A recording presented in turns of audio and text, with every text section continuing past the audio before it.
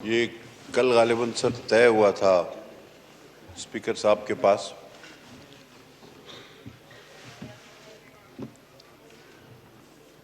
कि हम जो एक अजीम और तारीखी फतेह पाकिस्तान को मिली है उस पर अपने ख्यालात का इज़हार करेंगे। और मैं आपका शुक्रगुजार हूँ कि आपने वो मौका फराहम किया। सबसे पहले तो मैं उस रब्बुल इज़्ज़त का बेहद शुक्रगुजार हूँ जिसने पूरे पाकिस्तान की दुआएं कबूल करते हुए उसकी लाज रखी और इस सदी की एक अजीम फतह इस मुमलकत खुदादाद पाकिस्तान को अता फरमाई।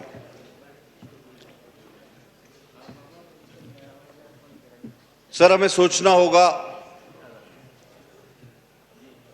कि कल तक पूरी दुनिया ये सोच रही थी और शायद इस ऐवान में भी ऐसे कुछ ख्यालात उभरे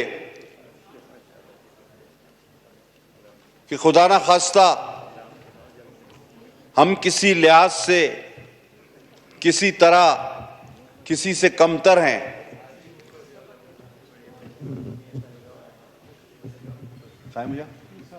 माफ कर दो।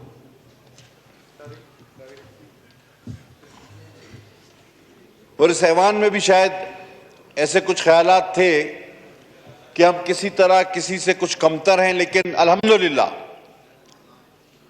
अल्हम्दुलिल्लाह इस ऐवान में मौजूद तमाम जमातों ने, इस मुल्क की सारी सियासी कुव्वतों ने एक तारीखी इत्तेहाद और यकजहती और हम आहंगी का मुजाहरा किया। सियासी क़यादत के साथ साथ मैं अफ़वाज पाकिस्तान और सिपह सालार को खराज तहसीन पेश करता हूं कि पाकिस्तान को इस सदी की एक अजीम कामयाबी से हमकनार करवाया।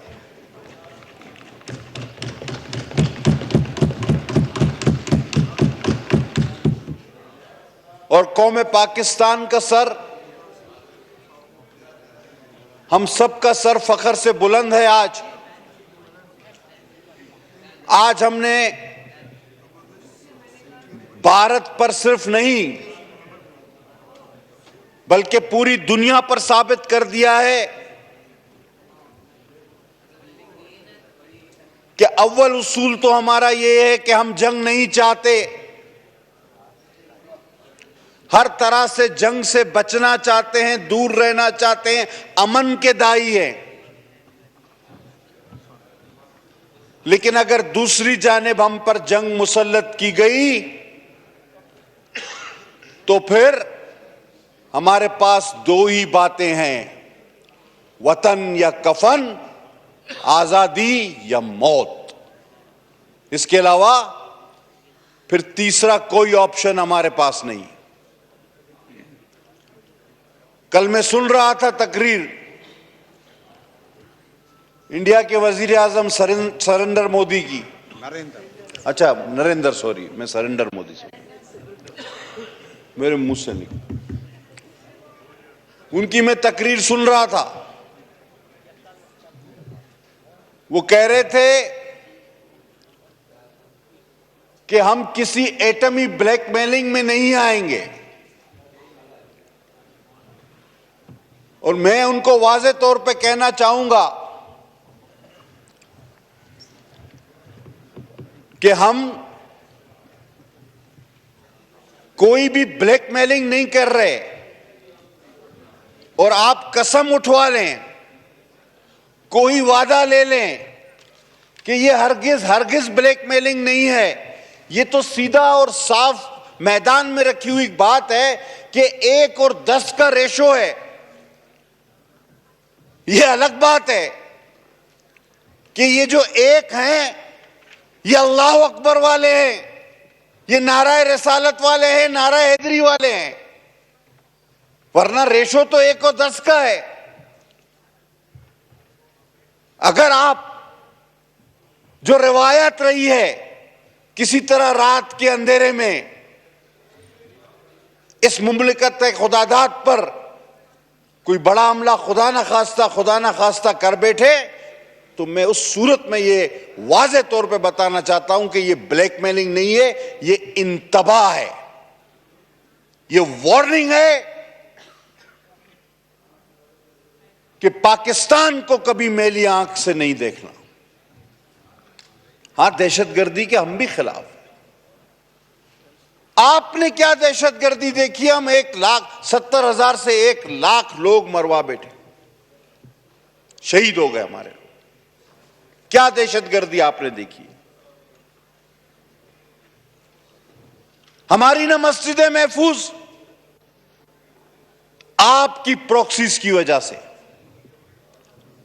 ना हमारी इमाम बारगाहें महफूज आपकी प्रॉक्सी की वजह से। मुख्तलिफ तहरीकें, कराची का अमन तबाह,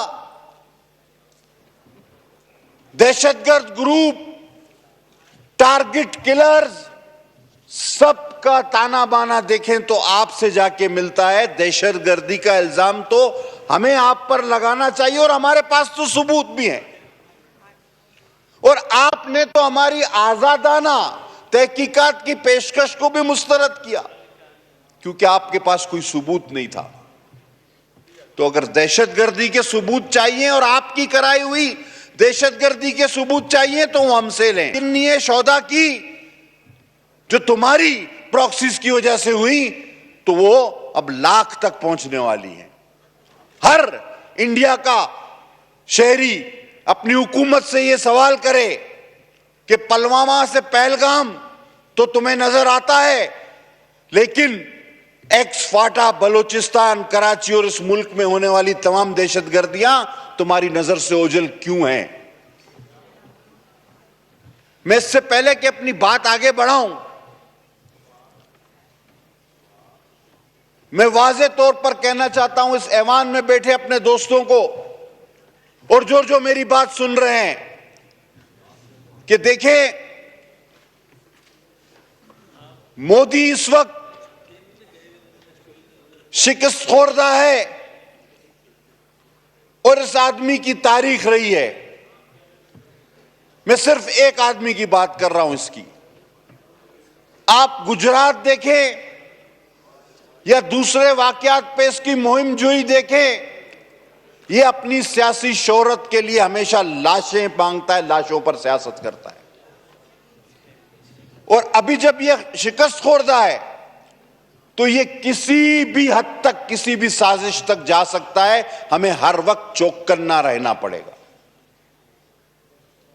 सीज फायर अपनी जगह, जंग बंदी अपनी जगह, लेकिन आज उस मुल्क के अंदर से जो आवाजें उठ रही हैं, मोदी का चेहरा बेनकाब हो रहा है, वो अपनी फेस सेविंग के लिए किसी भी खतरनाक हद तक जा सकता है और हम उसका जवाब देने के लिए भी पूरी तैयार बैठे हुए हैं।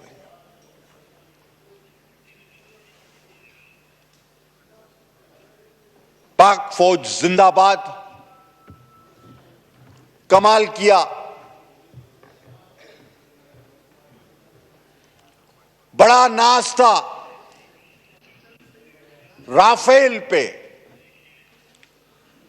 अब जिसके शुरू में रा लगे तो उसने तो फेल होना ही है, क्योंकि रा को हम पहले ही कर चुके हैं तबाह। बाकी बचा था फेल, वो फेल ही रहेगा। बड़ा खूबसूरत तज्जिया किया था हमारे एक बड़े मशहूर एंकर है वसीम बादामी साहब। उन्होंने कहा जब राफेल गिरा तो फ्रांस का सदर, उसने कहा भाई ये क्या हुआ? जब यहूदियों इजरायलियों के ड्रोन गिरे तो नेतन्याहू चीख पड़ा, भाई ये क्या हुआ?